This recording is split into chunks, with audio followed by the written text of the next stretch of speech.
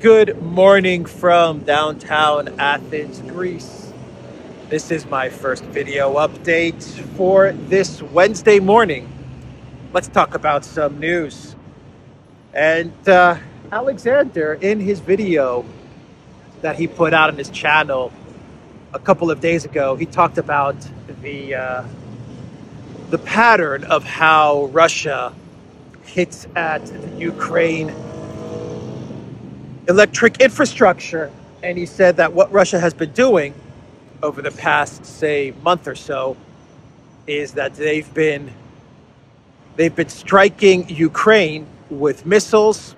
They'll wait a day or two, and then the drones will come in.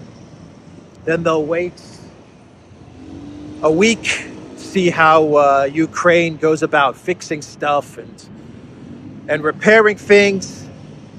And then they'll start with the missiles again, wait a day or two, then come the drones, and they'll repeat this pattern. And this is what they've been doing for the better part of, I don't know, say a month. And it's been extremely effective. It's brought the Ukraine electric grid to a near collapse. And it looks like that today or tomorrow, given the missile strikes that we saw yesterday and over the weekend, it looks like we're going to now see the drones coming in. And the Pentagon, they announced that they're speeding up the delivery of U.S. air defense systems to Ukraine. The U.S. said it will send the first two NASAMS air defense systems to Ukraine in the very near future, is according to a Pentagon official quoted on Monday, with Russia targeting Ukrainian power infrastructure with missiles and drones. Kiev has lobbied the West for better air defense weaponry. So in a briefing to reporters, the defense official said the U.S. has committed 8 NASAMS and associated munitions, and 2 of those will be in Ukraine in the very near future. The official also said that Washington would send spare parts for Ukraine's Soviet-era air defense systems, as well as various counter unmanned aerial systems. So the Pentagon is speeding up the delivery of these air defense systems. You also have systems from the Netherlands, from the UK, from France, just a patchwork of air defense. The question is, who is manning these systems? Who's running these things? Because from what I understand, this is not simple stuff. This is not easy stuff to put together and to operate. And you need to be trained extensively for these air defense systems. By the way, I believe the company that makes these NASAMS, I believe it's Raytheon. Yes, it is. It is Raytheon. The National Advanced Surface-to-Air Missile System, NASAMS, is manufactured by U.S. defense contractor Raytheon Technologies and fires AIM-120 or AMRAAM missiles at short ranges to bring down drones, missiles, and aircraft. So it is Raytheon. Raytheon posted record profits a couple of weeks ago. They're making big-time money on this conflict in Ukraine. I hope I'm pronouncing that correctly. Is it NASAMS? N-A-S-A-M-S? I hope I'm saying that correctly.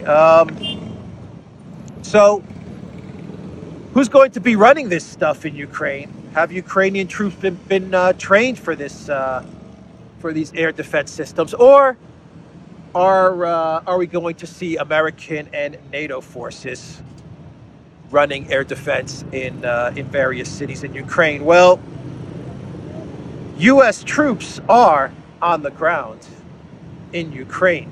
This has been admitted by the U.S., by U.S. media, NBC News. They've admitted that American troops are on the ground in Ukraine, but they are saying that these American troops are just there to inspect weapons shipments. Now, if you believe that, I have got a Greek parliament building to sell you, if you believe that one. American troops are now on the ground in Ukraine, where they are monitoring NATO arms deliveries to the country, an anonymous Pentagon official told several U.S. media outlets on Monday. It is unclear how many personnel are involved or where they are located. Speaking to reporters from the Associated Press, NBC News, and other members of the Pentagon press pool, the official said that the contingent of troops is led by Brigadier General Garrick Harmon, the U.S. Defense Attaché to Kiev. There have been several of these inspections, the official told reporters, without revealing where the examinations have taken place. He added that the checks are not happening close to the front lines, but where security conditions allow. Now, we've had reports of U.S. weapons inspectors inspecting the weapons deliveries in the past, but then it was said that these inspectors left. They were in Kiev, they were in Lviv, and then when things got a little bit dangerous, they left the country. And now, according to this official, they're back. They're inspecting weapons. We don't know where they are. We don't know how many they are. Are they only inspecting weapons? We've had a lot of reports about the fact that weapon deliveries to Ukraine are kind of unaccounted for. Much of the tracking is done with pencil and paper, according to various reports from U.S. media. I believe ABC, was it ABC or CBS News, ran a report a few months ago saying how all the weapons being sent to Ukraine are just not tracked, and that Ukrainians are just kind of logging things down with a pencil and paper. But I'm positive that these troops are not just going to be inspecting weapons. And I'm positive they've been in Ukraine for a long, long time. And I'll also venture to guess that these troops are going to be helping air defense in Ukraine. This I'll put money on. Sounds like mission creep to me. We don't know how many troops. We don't know where they are, but they're there. And, you know, right now they're just inspecting weapons. Right now they're just inspecting weapons, American public. Don't worry. They're just there to keep an eye out on all of the weapons and money that we're sending to Ukraine. Sounds an awfully lot like mission creep. Did I even say that correctly? It sounds an awful lot. I don't even know if awfully is a word. Boy, I need a morning coffee. Let's see here. So yeah, mission creep. Mission creep from the Bidenapolis, Greece's favorite son, White House. Biden, by the way, as reported by NBC News, it was reported that Biden lost his temper with Zelensky over Zelensky's constant push for more money and more weapons. Yeah, this was reported by NBC News. That Biden lost his temper with Zelensky. Can you imagine how that phone call must have gone down? Biden losing his temper with Zelensky because Zelensky's asking for more money and more weapons. I don't really buy that story at all. They're just trying to make Biden look tough because everyone's getting pissed off that the collective West is sending all the weapons they have and all the money they have to Ukraine, and it's just getting ground down by the Russian military, all these weapons. And so I think NBC runs this report to try and make Biden look like he's like a frugal leader of the United States. You know, he's watching all the weapons that are going, and he's getting upset with Zelensky for just asking for more and more weapons, you know, presenting Biden as the type of president that's looking after the U.S. taxpayers' money and national security rights. I don't buy that at all. I don't even think Biden's talking to Zelensky. I don't think Biden's really talking to many people. We had elections in Israel, actually, the other day. I think the numbers are coming in, and it looks like Netanyahu is going to be back as prime minister. I had no idea they were having elections again in Israel. Another world leader that despises Biden. I think the only world leaders that like Biden are the NATO EU guys and gals. All of them. They're the only ones that like Biden. Everyone else is like, I can't stand this guy. Netanyahu, MBS, Erdogan, all of that. They want nothing to do with Biden. And there was a story yesterday from the Wall Street Journal. They ran this story that Iran is preparing an attack on Saudi Arabia. Today, this morning, this attack was supposed to happen because a flag was raised or something like that. I forgot how the Wall Street Journal was reporting it. But they had some indication that Iran was preparing to attack Saudi Arabia, and all of the forces were put on high alert, U.S. forces, Saudi forces. I failed to understand why this attack was going to take place or what the reasoning or logic was behind it. But I haven't seen any reports as of this moment. This morning, I have not seen any indication that an Iranian attack is happening on Saudi Arabia. But I think I know why they're doing this, why the Wall Street Journal is putting out these reports. I think it's to drive fear into the public of the collective West with regards to Iran, because the collective West is very, very upset with the claims that Iran is providing these kamikaze drones to Russia. And this has not been proven. These are just claims. I personally think that what's happened is that Iran provided the technology, the plans as to how to go about building these drones, and the Russians are just cranking these things out in Russian factories. That's what I think is going on. But the collective West is super pissed off with Iran over these kamikaze drone reports. And now they're doing everything they can to vilify Iran. And that's why they're now running stories about how Iran is also going to attack Saudi Arabia. What this also does is that it tries to create fractures and rifts in what is shaping up to be a fair world order that's aligned against the collective West. Because in that fair world order, in organizations like BRICS and the SEO, you have countries like Turkey, Iran, and Saudi Arabia joining. So when they run reports like this, when the Wall Street Journal puts out reports like this, what they're looking to do is to create tension between potential members of these new organizations like the SEO or the BRICS. So that's why they're running stories like this. And they're going to continue to run stories like this and demonize Iran, because they're upset. They're upset with what they believe to be Iranian technology drone game changers. Iranian game changers. That's what they're upset about.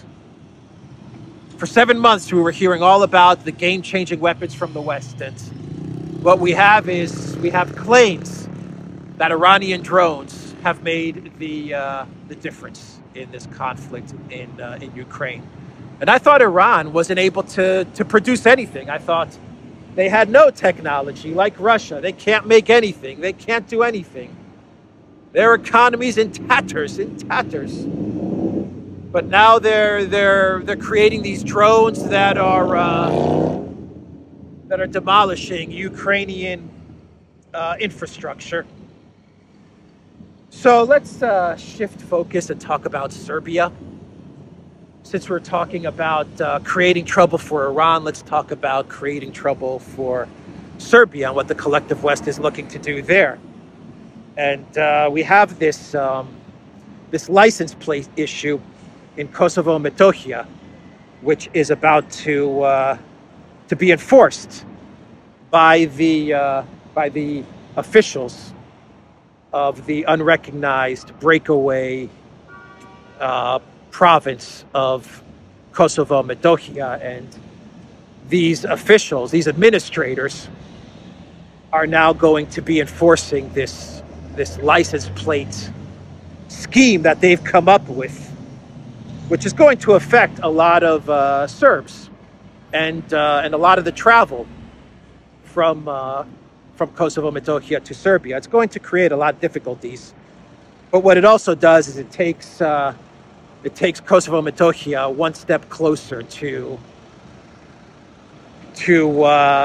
try and break away from Serbia proper. There are various countries that do recognize Kosovo Metohija, but there are very many other countries that do not, and I'm actually in one of them. Greece, from what I believe, does not recognize the independence of Kosovo Metohija. But Vučić, because of the fact that this license plate thing is going to be enforced, this ban, this restriction on license plates, and forcing people to have Kosovo license plates, the government of Vučić, they've put the Serbian military on high alert, and they've also seen various drone activities over Kosovo Metohija. And what Vučić did the other day is that he scrambled some fighter jets to have a closer look to this drone activity in Kosovo Metohija. And when the Serb fighter jets got close to the drone activity, the drones kind of scurried off, from what I understand. So we can see that the tensions are being ratcheted up in Kosovo and Metohija. And if you want to get more detail about the license plate and the identification problem that is being exacerbated by the collective West, take a look, research it, and you'll see exactly what's going on. I've actually done videos on this as well. But what I really want to get to, aside from the tensions happening in Kosovo Metohija, is that Germany, as all of this is going on, as all of this tension is being ratcheted up, Germany, a German official at least, who we don't know who it is, this is an anonymous official, he said that Serbia needs to choose right now between Russia or the EU. Like right now, Serbia has to choose.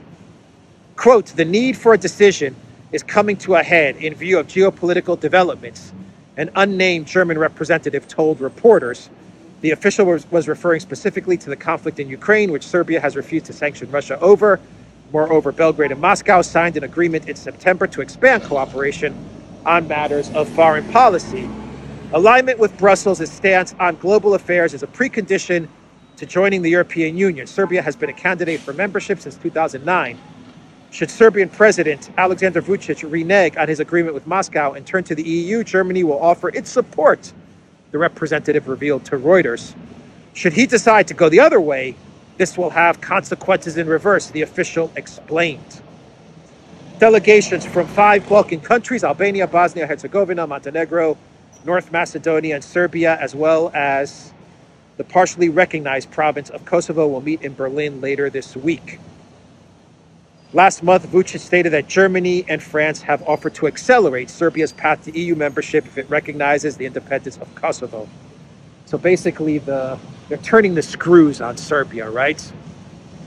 The more they lose in Ukraine and the more they understand that they're losing in Ukraine and they're losing the economic war and the European Union is getting hammered on the economic front, the more that all of this happens and the more that these EU officials wake up from their drunken, delusional stupor, believing that they're going to get a regime change in Moscow, and they begin to realize that Ukraine is collapsing. The more you're going to see them turn the screws on Iran, turn the screws on Serbia,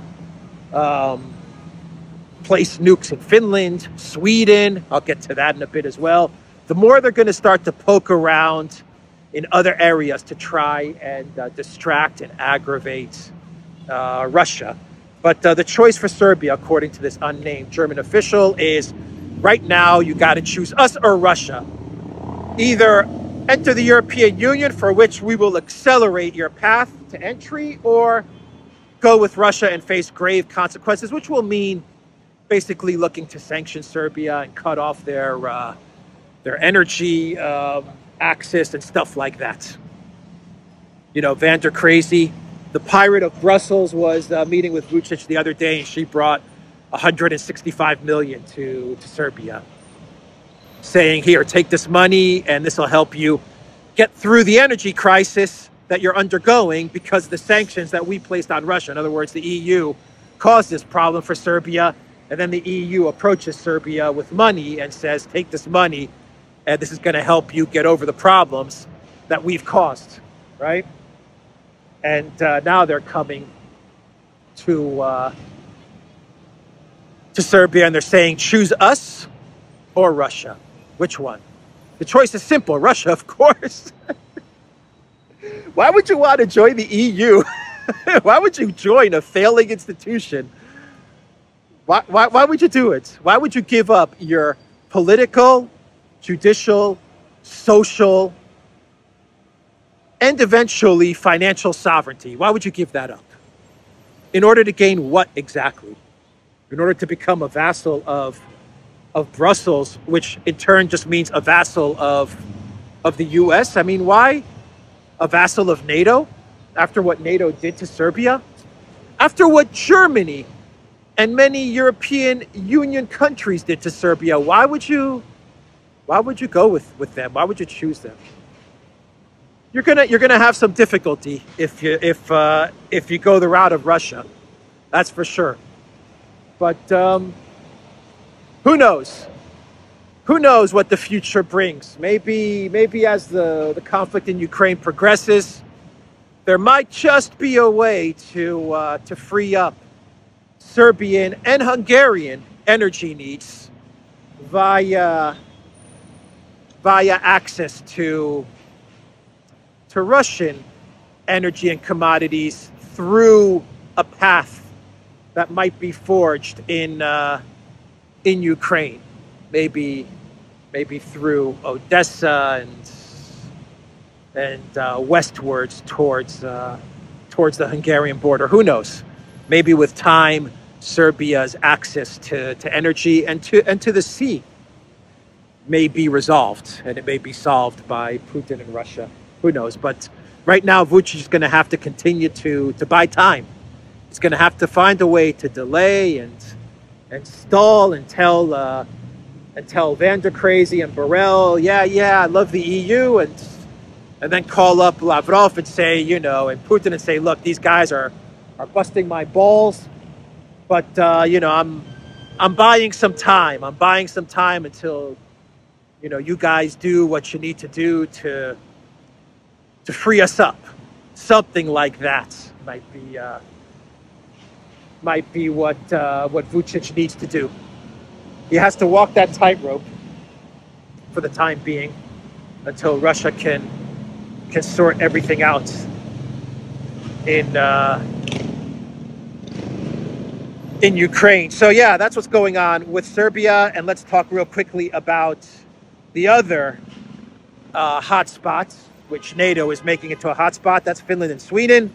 We had a Swedish military official, I believe a Swedish general, if I'm not mistaken, if I can find the story. Yes, a top Swedish general is echoing what Finland said and what the Finnish Prime Minister, Miss Dancing Queen Sanna Marin, this is what she said the other day, which is that Finland needs to keep its options open with regards to parking nukes in Finland. Well, this Swedish general, he said the same thing. He said that Sweden should not set reservations at an early stage before even joining NATO. This is what Supreme Commander of the Armed Forces, Mikael Biden, told reporters at a press conference on Tuesday. Biden, B-Y-D-E-N, maybe it's pronounced Biden, I'll say Biden, but Biden recommended the government present no objections should the U.S.-led military bloc seek to place nuclear weapons or bases on Swedish soil. Yeah, Sweden's new prime minister, Ulf Kristersson, also said the same thing. He expressed similar views, suggesting the two Nordic nations should draw exactly the same conclusions and embrace whatever the military bloc demands of them. We'll do whatever you want, NATO. There's no sovereignty here. We'll embrace whatever you have to give us. We'll take whatever nukes you want us to put on our territory and military bases, And we'll aggravate Russia and poke the bear because that worked out so well for Ukraine. But to be fair, Ukraine is much more important for Russia and for Russia's security, and historically, culturally, than Finland and Sweden. So, I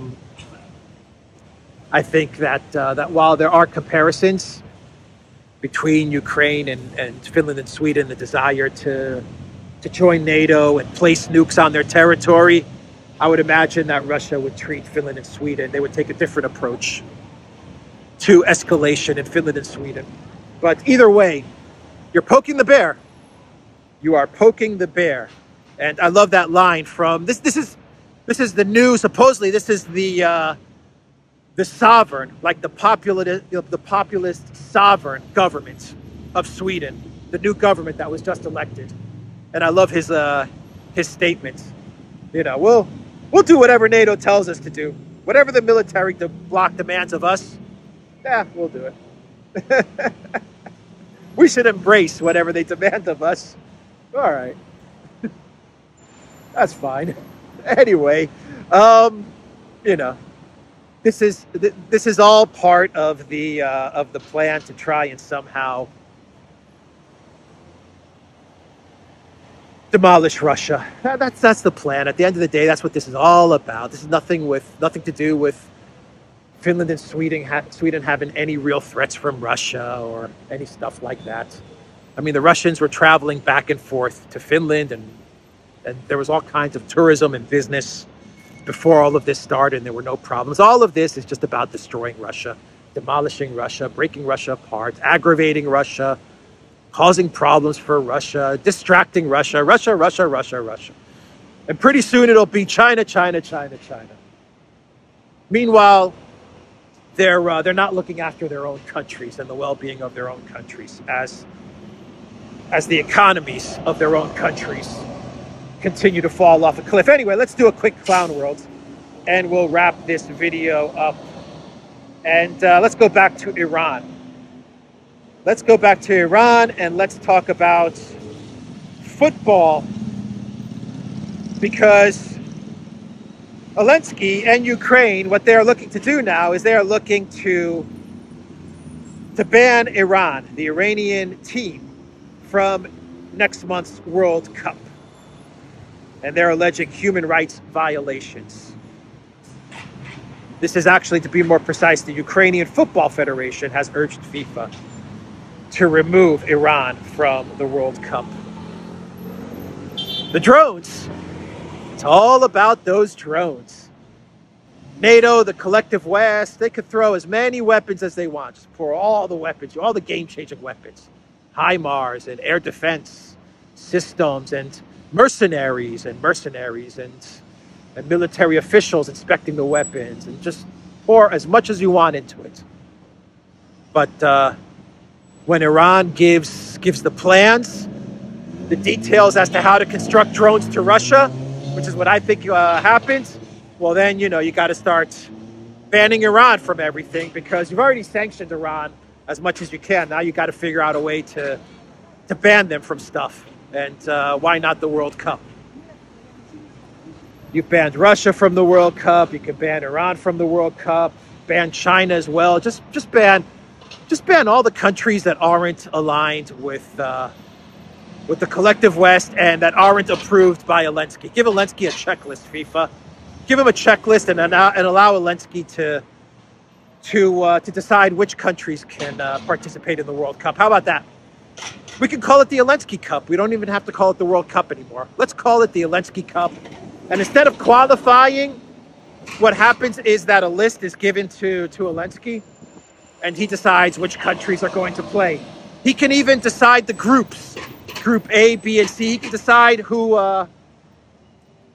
faces off against each other. Why not do that? I mean, let's just make things simple going forward. Anyway, that's the video, everybody. theduran.locals.com. We are on Rockfin as well. And check out Alexander's channel. Check out the Duran's channel. I am signing out from an early morning busy Athens, Greece. Take care.